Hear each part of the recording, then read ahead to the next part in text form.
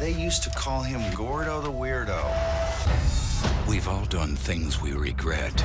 Kids are mean. Kids are honest. The past is not done with you. But what we don't know What did you do to him? is how we'll pay the price. What's this? That's a gift for you. Joel, congratulations on the film, man. Thank Checked out you. last night. I don't know whether to shake your hand or stay far away from you as possible. You scared the hell out of me. Good. Good, that's your intention. Yeah, I mean, I guess, I don't know why, but, you know, my taste as an actor is very varied. You know, I think that you don't need to have daggers and buckets of blood in a movie to scare a person. I mean, it was I just read it before, someone had tweeted something about Hitchcock saying that, you know, it's not the big bang that scares the person, it's the waiting for the bang, it's waiting for the explosion. And that to me is the moment where I always get scared in a movie. It's like waiting for who's behind the door to pop out, not the moment it happens. This being your directorial debut, I mean, you have written Felony and The Rover, and you wrote this one. Was that premeditated, or did you just decide, you know, the next one I do write, I want to direct as well? You know, in a Felony, I produced, acted, and wrote it. And I was always looking to keep adding tasks, I guess, to it, to build up to the point where I was finally going to sit in the director's chair. So yeah, it was a premeditated process that I actually thought I'd get to a little bit sooner than I did, but I was actually kind of terrified of doing it.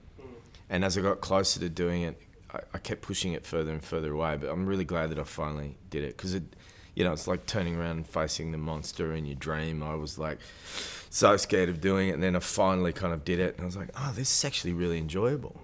I want to speak about Jason Bateman and Rebecca Hall, because going back to the idea before that there is no gore, the tension and the scares come out of this chemistry between the three characters. Bateman in particular I want to ask about, because, you know, primarily he's known for his comedic roles like Arrested Development and Horrible Bosses. Why him? Why him for this particular role? You know, you get comedians who have done dramatic parts. You know, think about like Jim Carrey in Eternal Sunshine of the Spotless Mind, and Robin Williams in so many great movies. You know, these people who make you laugh can also make you feel a lot of other things, and they do it very, very well. Because I think good comedian or comic actors are just supremely intelligent people, and intelligence is, to me, one of the biggest ingredients for a good actor. I felt like it was a special thing for me to take all those qualities of Jason that I knew he had, the good-natured, like, trustworthy guy, all the way through to the spectrum of being a complete jerk, which we also need for him, traces of that in the movie. But use it in a non-comic context. And it felt like we were giving the audience something new and surprising. So, and he was up for the challenge. He directed a movie before as an actor, and he was sort of keen to watch me go through that process. Is it true you filmed Gordo's part in 7 days? Yeah, so... is my question. Well, you know, when you really boil it down, the amount of screen time that I have in the movie, you know, amounts to about that in schedule terms. What we did was we shot with Jason and Rebecca in the house for about 2 weeks, and then at the last possible moment I kind of stepped in front of the camera so that I could do my stuff. And mainly that was designed so that I could get used to the job that I'd never done before, which was, you know, directing other actors. And then just condense the amount of time that I was in front of the camera so that I could spend most of my time behind instead of in front of the camera. It was awesome as well to see Luke Doolan from Animal Kingdom. He edited this one. How important was it for you to have, I guess, an Australian influence on this movie? What was amazing was, you know, I have Rebecca Yeldon, my producer, is Australian. Luke, Australian. Luke, funnily enough, because he'd cut movies here, but he hadn't really cut a major feature film in the US, wasn't someone they were really keen for me to use. I actually had a different editor to start with. And then because that editor, because we were working at a low budget, he got offered more money and he left pretty early. And I used that really as leverage to get Luke on board, who, in my mind, Luke is a world-class editor, and I think people feel that, but everybody in America wants to feel safe. It made me feel really safe to have an Australian guy that I know so well be there with me to help make the movie, and he's done an incredible job, better than anybody I could have ever got to edit the movie.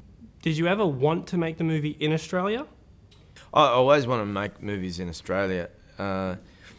this was something I'd written in America, so it felt like a very American movie. Even though I think universally the themes of the movie and the story, it could happen anywhere, given that it's about high school, a high school bad blood situation 25 years on. Every country has those stories. At one point, because of the rebate, you know, here in Australia, we were thinking, do we shoot the movie in Australia? Do we make it an American movie in Australia? Or do we make it an Australian movie in Australia? It just so happened that the first people to write the checks were like, we want to shoot this in LA. And so that's where it ended up.